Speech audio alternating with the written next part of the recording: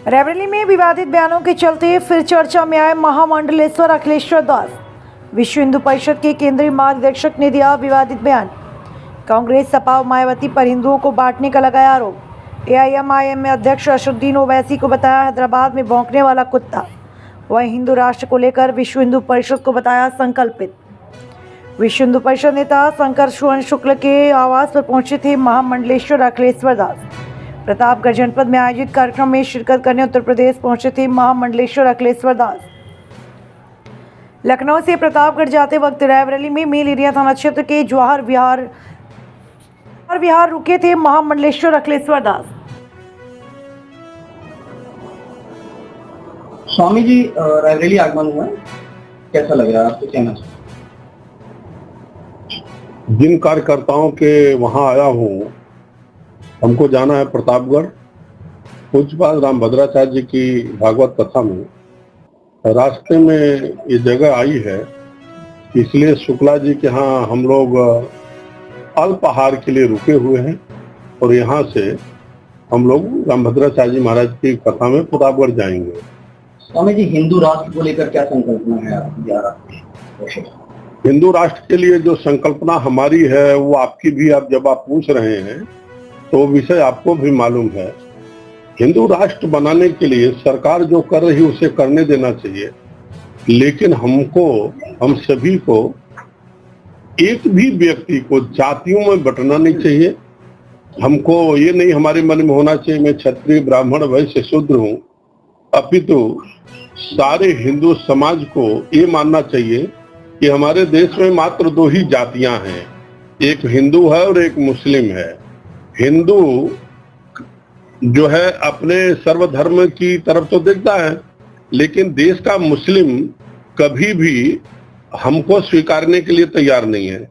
इसलिए जैसे को तैसा दे करके मात्र दो ही जातियों को मानना चाहिए, एक हिंदू एक मुस्लिम। हमारे यहाँ कहा गया कि ईश्वर अल्लाह की जो 13 नाम सबको सन्मत दे भगवान, ये हिंदू तो मंदिरों में गाता है, हम तो गाते हैं, लेकिन क्या कोई देश का मुस्लिम अपने मस्जिद में गा सकता है? नहीं गाएगा। इसलिए भाईचारे की बात जो है मात्र हम हिंदू और हिंदुओं के साथ रहें, हिंदुओं के साथ रह करके ही करें। ये लोग सुधरने वाले नहीं हैं और हमारी बहन बेटियों की रक्षा के लिए, गाय के लिए, तमाम मठ मंदिरों के लिए हिंदू संगठन होकर के रहना पड़ेगा यदि इस देश को हिंदू राष्ट्र बनाना है तो। लगातार सनातन पे हमला, कौन सी ऐसी पार्टियां हैं जो हिंदुओं को बांटने का प्रयास कर रही हैं?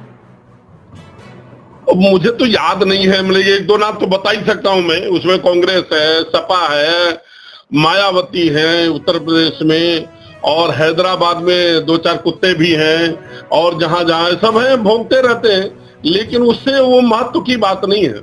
हम किसी नेता के पीछे घूमने से अच्छा अपने आप को मजबूत करें। कर बहिया बले आप न छोड़ पराई आस, जाके आगन है नदी सो कस मरे प्यास। आपके यहाँ उत्तर प्रदेश में योगी जैसा मजबूत नेता है, हम देख रहे हैं।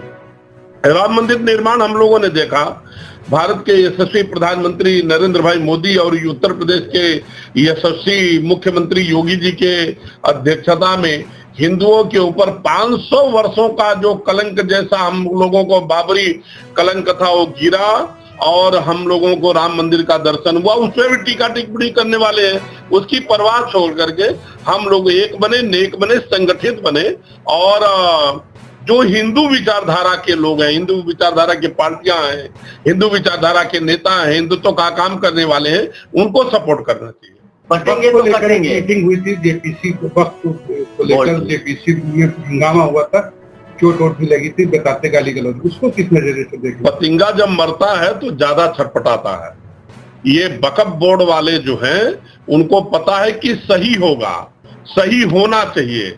ये जो गलत ढंग से देश की जमीनें कब्जा कर लिए हैं, देश की संपत्ति कब्जा कर लिए हैं, वो अब देश के लोगों को मिलने जा रही है।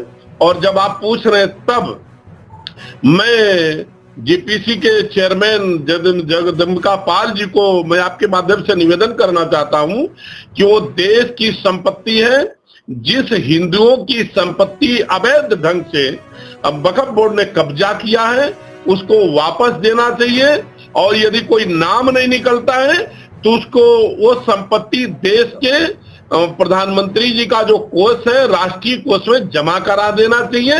ये फालतू है, हमारे देश का बंटवारा हुआ, एक पाकिस्तान बना, एक हिंदुस्तान बना, हिंदू भारत में रहे, मुसलमान कुछ पाकिस्तान गए। हमारे लाठी वाले बाबा ने तो कह दिया भाई जिसको यहाँ रहना वो यहाँ रह लीजिए, तो उस समय तो इनका कुछ था ही नहीं, तो वक्फ बोर्ड की इतनी संपत्ति आई कहाँ? मेरी यदि माने, मैंने तो जेपीसी को लेटर भी लिखा है, पूरी वक्फ बोर्ड जो बोर्ड है उसको ही समाप्त कर देना चाहिए, संपत्ति की बात ही जाना चाहिए, उसको हटा देना चाहिए और हिंदुओं को संपत्ति दे देना चाहिए। जिनकी, मैं ये नहीं कहता हूं सबको दे देना चाहिए, जिनकी संपत्ति जहां पर है, जो रिकॉर्ड मिलते हैं उसके आधार पर संपत्ति हिंदुओं को दे देना चाहिए, बाकी की संपत्ति राष्ट्रीय कोष में समाहित कर लेना चाहिए।